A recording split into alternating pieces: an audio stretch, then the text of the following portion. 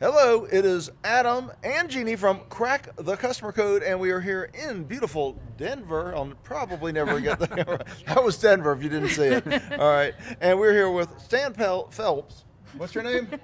From the top. I've only known him 50 years. Stan Phelps, who's actually, we think this might be his fourth appearance on the podcast. Fourth. Four-peat. That's amazing. It's a four-peat. We're trying our shaky Private Ryan cam here because my shoulder is going to fall off. So, tell us, we have another installment in the Goldfish series. Right. What is Pink Goldfish? So Pink Goldfish, sixth color in the series. It kind of harkens back to the original, which is purple. This idea of differentiation through experience and how you put your brand forward. And so pink is essentially about how you embrace what makes you weird and also amplify what makes you weak in business. So amplify what makes you weak. How does that Correct. work? So the idea is that every weakness has corresponding strength. And so it's the idea of understanding who you are and not trying to be a different version of yourself, but actually trying to double or triple down on what makes you unique. Now, I know your books are full of examples. Give us an example. So a great example is there's a cough syrup company from Canada. It's called Buckley's. Have you ever heard of Buckley's? Can you have rub it? not. Can you rub it on a shoulder? You could. We're So- switching arms. Okay, everybody switch. So Buckley's is interesting. It's as all cough syrup, what's the weakness of cough syrup? Taste. Taste. And Buckley's tastes absolutely horrible. So what do most cough syrup companies do when they market? They don't embrace the bad Well, taste. we right? have we have Yeah. flavors. Yeah, you know, grape. ours doesn't taste as bad. These guys actually embraced how bad it tastes, and in their advertising compared Buckley's to trash bag leakage Oh my gosh. and sweaty gym socks. Nice. Right? And essentially the message was people swear by it and at it. Nice. And that it's not for kind of the faint of heart. Right. Before they embraced who they were just 2% of the market in Canada. All right. After the campaign, they went to 11%, Wow. 550% Yeah. increase. And so they took it, something that was actually a flaw, and they actually embraced it and used it as a differentiator. And Jägermeister did a similar thing, didn't they? What was their campaign? I Similar don't know, type of but yeah, they taste-wise? leaned into Yeah. like that. This is, instead of like, oh, it should try to make it taste better and all. This is like, this is what you're gonna take when Right. you want one of those nights, right? Yeah. Like they leaned into like the fact that like it tastes like crud. It's not good. Yeah. Bad Thi- decisions were Right. made This here. is about right what kind of evening you're gonna have. Like, Yeah. it's a Jägermeister night kind Yeah. of thing. So there's 7 different ways or different types of pink goldfish, and it's based on the idea that your flaws actually hold the key to what makes you awesome, or as we say in the book, flawsome. Okay, Perfect. good. Oh, by all means, go through all 7 while I'm holding the camera. So really No. quick, I'll give you the rundown Yeah, really pick, quick. pick Really one. Changing arms. Ready? Yeah, switch. All right. This is so So painful. F is for flaunting, and flaunting is the idea of owning and kind of parading who you are without shame. L is for lopsided. So this is doubling and tripling down on what makes you unique. The A is interesting. It's called antagonizing. Is that It's- antagonizing your competitors? Yeah, so the idea is, well, kind of your competitors, but it's the understanding that we spend so much time trying to figure who our target is. We probably should spend a little time to figure out who is not in our target. And so a great story we tell in the book is Alamo Drafthouse. Yep. And so when you walk into the theater at Alamo Draft, you can't talk, you can't text, they will throw you out. I've heard the voicemail. You've Yeah, heard the voicemail, yeah. so you know exactly Yeah. where we're going. We'll try to link to that. The voicemail's Yes. hilarious. Oh It's my hilarious. God. And so it's the idea that if you can somehow have a little bit of fun with the people that you don't want, that will help you attract who you want. Because if you're for everyone, You're for no one. you're for no one. And so that's antagonizing. The W in Flossom is withholding.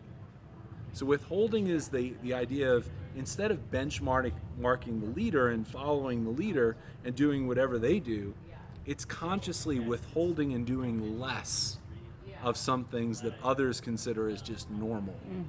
So sometimes it's doing more like lopsiding, but withholding's the exact opposite. How do you stand out by doing less? The S is for swerving. And so I'm going to practice what I preach. I'm going to flaunt the fact that I'm not going to tell you what swerving is. Please make I the hope list. it Make the pisses- list. Make the I list hope it- shorter. I hope it pisses you off and antagonizes you. Okay. Right? Because I'm going to withhold. That would be Flossom. Right. So the O is, we're almost there. O and Flossom, opposing. The O is, oh crap, this is heavy. So Sorry, excuse opposing me. is interesting. I'll have to rate this one. This is good. I'm just going to make it longer as Okay. you hold it out.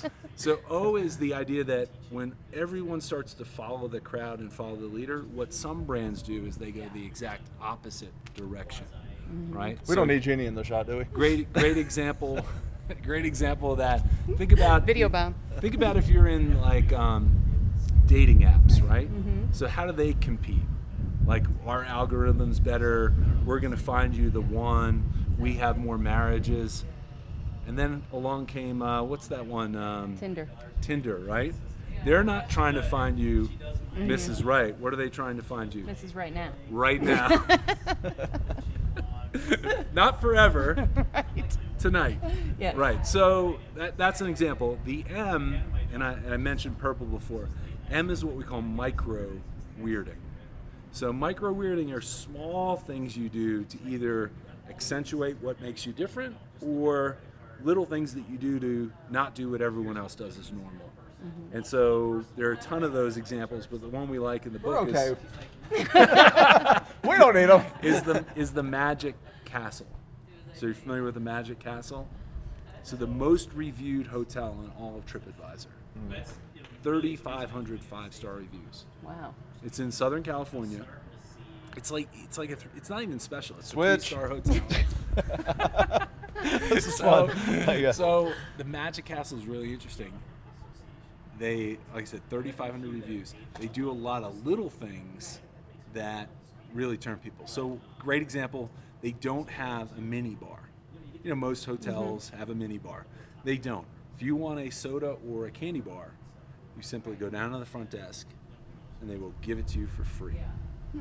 So people appreciate that, right? Yeah. Now the other thing, they have a pool just like everyone else does in Southern California, but their pool is a little bit different. Their pool has this little red phone. It's the popsicle hotline. So you're getting a little warm, you know, you need a little refreshment. You don't have to dial, you just pick up the phone, tell them what flavor you want. You want me to go through the flavors, Adam? And literally within a minute, somebody with white gloves, silver tray, Wow. brings you your popsicle poolside. Do they have strawberry? They have strawberry, great. Coconut? Do they have coconut? I'm a fan of coconut. Coconut. So, So there's an E. no. 7. FLAWSOM. So this has been Stan Phelps on Crack the No, Customer I'm going to Code. tell you how to do it. How to do what? Beef Blossom? No, Read how the to book. create your own That's how Pink you do it. Goldfish. Oh, here's how you create your old pink Your goldfish. old- Your old. not an old one. Oh, your own All right, pink real- goldfish. real Are you quick. ready? I want to tell one last story. Here, 'cause I close think up it'll bring it cam. to life. Close strong, Stan.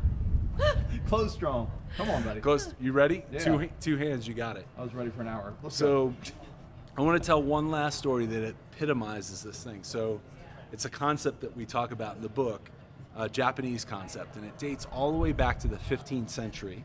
Japanese shogun named Ashikaga Yoshimasa. All right. But he had a favorite tea bowl, just like Jeannie. Do you have a favorite coffee mug? Yes. Like Yeah. probably irreplaceable, right? Yeah. What would happen if you broke your favorite coffee mug? I would be upset. And then you would, Throw it out. all right. Or if you were like me and it was irreplaceable, you'd probably get out the super glue, right? And give it a shot like me. Sure. So his tea bowl breaks. He's gutted. He tries to fix it. He gave it to somebody.